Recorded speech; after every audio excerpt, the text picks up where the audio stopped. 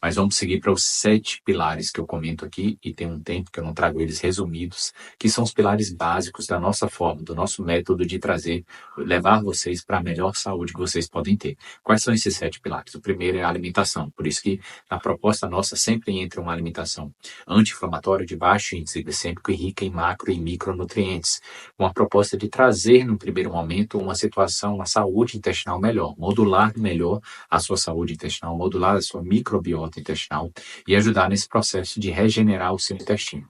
Então, retirando alimentos inflamatórios, regenerando com a glutamina e repovoando com os probióticos. O outro pilar básico disso é a própria saúde intestinal. E hoje acabei de atender uma paciente jovem de 31 anos de idade que faz uso há mais de 10 anos de prazóis. Começou com omeprazol, depois foi para pantoprazol 40 e agora está em esomeprazol 20 miligramas, que foi trocado ali durante a gestação, porque teria menos efeitos a nível de gestação, menos risco a nível de gestação. Só que os efeitos colaterais para a saúde dela continuam.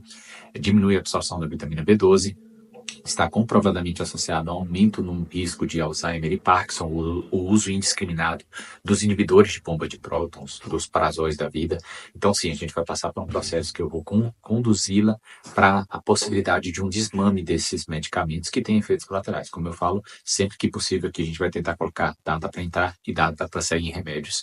Ainda mais esses sintomáticos. Ela convivia com azia, queimação e não consegue hoje, passa um dia sem o medicamento, sem o esomeprazol, ela sente muita azia e queimação. Então, a gente vai fazer um trabalho de modular esse intestino, trabalhar a alimentação, regenerar, usar fitoterápicos e nutrientes que sabidamente ajudam na cicatrização e na melhora, auxiliam a retornar essa produção do ácido clorídrico com mais qualidade e corrigir as carências vitamínicas e nutricionais que foram desenvolvidas com um pouco mais de pressa para trazer energia, disposição, vigor, memória, concentração, tudo que os nutrientes são capazes de auxiliar, são cofatores em diversas dessas situações que eu coloquei para vocês. O outro pilar, então, falando já de alimentação, de intestino. Outro pilar é hidratação.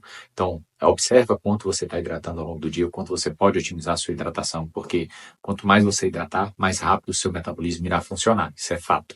Você retém menos líquido quando você está mais hidratado. Então, a gente mensura aqui e calcula conforme a sua bioimpedância, mas aquela média básica ali de 1,5 litro, 2 litros, 2,5 litros, dependendo da dinâmica do seu dia, da sua rotina, da sua taxa metabólica basal, vai ser importante. O outro pilar é o sono. Então, esse pilar, definitivamente, né, pessoal, vocês sabem quantas pessoas ao redor no ciclo de vocês ou vocês mesmos podem ter passado por problemas com sono. Então, agora a gente tem o myo-inositol, que eu coloquei para vocês, uma fórmula para potencializar o descanso, algumas situações, magnésio treonato, com GABA, com melatonina, cada caso é um caso.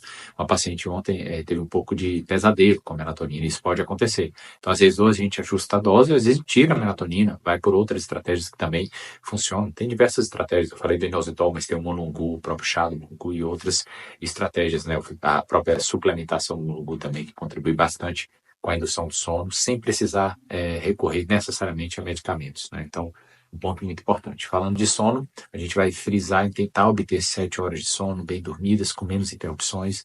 Hoje também atendi uma paciente também muito querida nossa, já de um tempo, que é plantonista noturna. Uma rotina que é muito impactante na vida dela. Chega 3 noites na semana dando plantão noturno em hospital.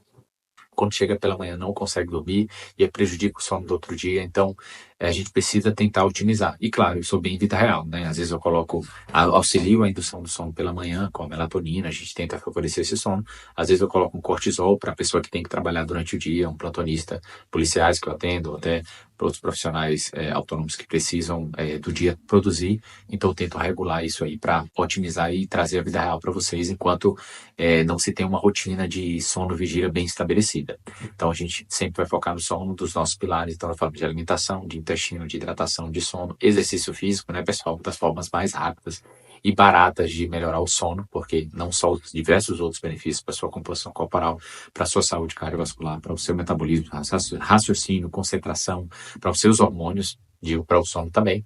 Então, o outro ponto, níveis de hormônios e marcadores de inflamação, que é um ponto crucial. Eu estou aqui para ajustar isso, então, quando precisar, eu estimulo seus hormônios, quando precisar, eu reponho seus hormônios, e a gente vai ter sempre uma conversa franca e aberta em relação à necessidade ou não de reposição hormonal, se é o momento ou não, se há sintomas, se há queixa clínica, se há níveis laboratoriais compatíveis para a gente fazer isso da melhor forma possível. E o sétimo ponto, que é o uso de medicamentos e suplementos. E eu acabei de falar, medicamentos podem ser sim iatrogênicos, provocarem doenças, doenças e até suplementação também, de forma equivocada, pode provocar e ser ruim para você.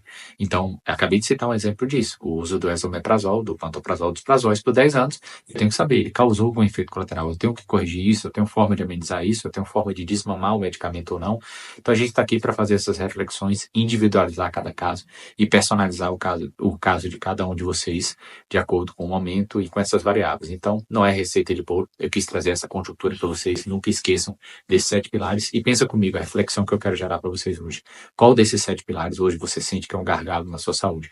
Para quando a gente se vê de novo, a gente poder focar em melhorar ainda mais esse pilar e deixar você com uma saúde mais incrível ainda. Então é isso, pessoal. Vai para a vida com saúde, beleza e muita energia.